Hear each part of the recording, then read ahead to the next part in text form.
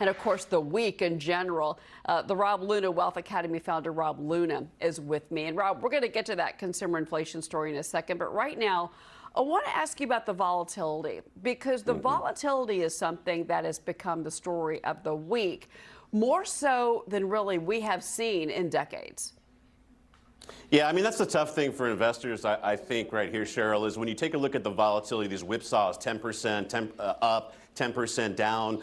You know, what I want to tell people, though, is this is kind of going to be the new norm, unfortunately. Be careful what you wish for. All these, momentum ETFs, 3x the S&P, 3x the QQQ. These are new tools that are in the market that weren't here during the 2008, 2009 crisis. So I think you've got to be expecting these types of move in the market. But let's remember, the market is minute to minute. It's a discounting mechanism of what's going to happen in the future. This does not necessarily mean this is going to be the real economy. So what I'm really worried about is long-term investors getting thrown off of their game plan and making decisions that they're not going to be able to recover from. Well, I want to pick up on that point because I was going through the different components of the JP Morgan conference call this morning. A lot of questions about the consumer. JP Morgan is credit cards as well as Wells Fargo. We had both those numbers reported this morning. And at JP Morgan, debit and credit card sales, that volume jumped 7% year over year. But also, they basically talked about the fact that average deposits were down. So that trend is continuing with these consumers. They are charging up more. There's more now predictions for defaults on loans, in particular with auto loans. And that is where you start to kind of get that recession talk that kind of comes back in as the story and the floor talk, if you will. Where are you at with that? Because honestly, the recession calls, many CEOs are starting to kind of say the quiet part out loud. We're in a recession already. It's here. Yeah, I've been saying this, unfortunately, Cheryl. I think we already are in that recession, and they don't call recessions until you take a look in the rearview mirror. If you look at when Trump came into office, the economy was already in a little bit of trouble. We saw that, and I think that's why President Trump was trying to talk about these interest rates and the need for them to come down. And the big worry and what's caused some of these tariff talks to be expedited is that 10-year Treasury.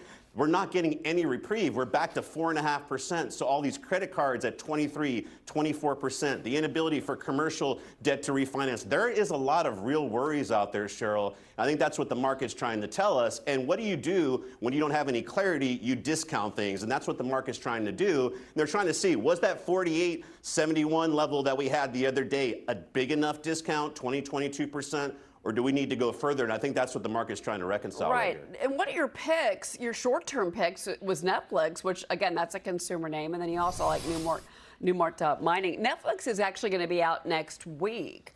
So that's a couple of your picks. And then also, Tesla and Google, but you say later.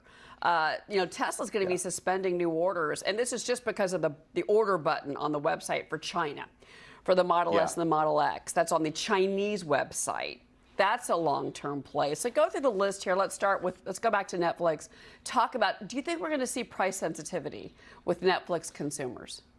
Well, I mean, look, they're not going to be exposed to tariffs like we're seeing from some of these other companies, obviously. Netflix, if you take a look at the relative strength, it's been holding up really well in this environment. They've been able to perform. They've been able to pass on price increases to their consumers. So I think that stock is a safe haven, actually, right here, and it's actually held up pretty well. So that's one I'm comfortable owning right here. Same thing with Newmont Mining. Now, I gave that this morning. I didn't expect it to be up 10% today. But if you take a look at gold, if you take a look at the lack of confidence in the dollar, and you look at some of these countries that are increasing their reserves in gold, Newmont, I think, goes to $70, $75 a share. So those are two companies I actually feel like you can be invested in right here. And then I've got two that are going to be a little bit volatile, but I think later on down the line with Tesla and Google, you want to use some of these pullbacks to invest if you've got a 3 to 5 year time horizon in the other two names. We got to run, but yes or no, is Tesla oversold right now?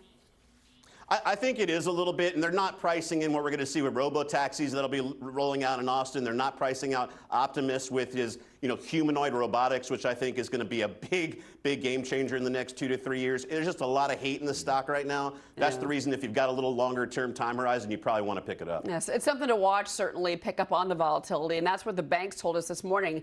Their trading desks, in particular Morgan Stanley, were the star of the reports this morning because they've been playing the volatility. And that is something we've got in spades right now, Rob. Great to see you. Thank you so much for the commentary. You Appreciate too. it. Thanks, Cheryl.